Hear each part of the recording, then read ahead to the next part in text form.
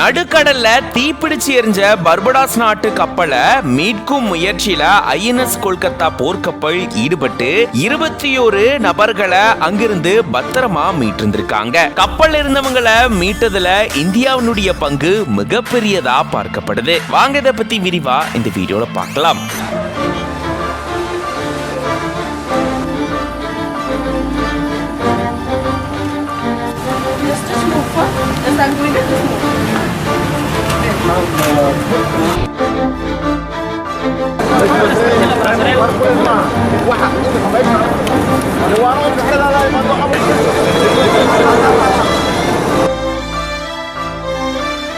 கடந்த மார்ச் 6ஆம் தேதி ஏமன் நாட்டினுடைய தலைநகரான ஏடன்ல இருந்து கிட்டத்தட்ட 54 நாட்டிக்கல் மைல்ல கடல்ல இருந்த பர்படாஸ் நாட்டு கொடியோட இருந்த பல்க் கேரியர் கப்பலான MV ட்ரூ கான்ஃபிடன்ஸ் அப்படின்ற இந்த கப்பல்ல தீப்பிடிச்சதா சொல்லப்படுது. இந்த தகவல் கிடைச்ச உடனே போர்க்கால அடிப்படையில இந்தியாவினுடைய INS கொல்கத்தா மீட்பு பணிக்காக கிளம்பி இருந்திருக்கு. இந்த கப்பல் இருக்கக்கூடிய பகுதிக்கு போன INS கொல்கத்தா போர்க்கப்பல் அங்க இருந்தவங்களை மீட்கும் முயற்சியில ஈடுபட்டிருந்திருக்கு. கிட்டத்தட்ட 21 நபர்கள் அங்கிருந்து மீட்கப்பட்டிருக்காங்க. அதுல ஒருத்தர் இந்திய நாட்டை சேர்ந்தவர் அப்படின்னு சொல்லப்பட்டிருக்கு. ஹெலிகாப்டர்கள் போட் உதவியோட அங்கிருந்தவங்க பத்திரமா மீட்கப்பட்டு ஆப்பிரிக்க நாடான ஜிபூட்டிக்கு கொண்டு செல்லப்பட்டிருக்காங்க. கடல்ல தீப்பிடிச்சு எரிஞ்ச வேறொரு நாட்டு கப்பல்ல இருந்தவங்களை பத்திரமா இந்திய கடற்படையுடைய கப்பல் மீட்டிருந்திருக்கு. இந்தியா துரிதமா செயல்பட்டு 21 நபர்களை பத்திரமா மீட்டிருந்திருக்கு. உடனடியா அவங்களுக்கு அவசர மருத்துவ சிகிச்சையும் வழங்கப்பட்டிருந்திருக்கு.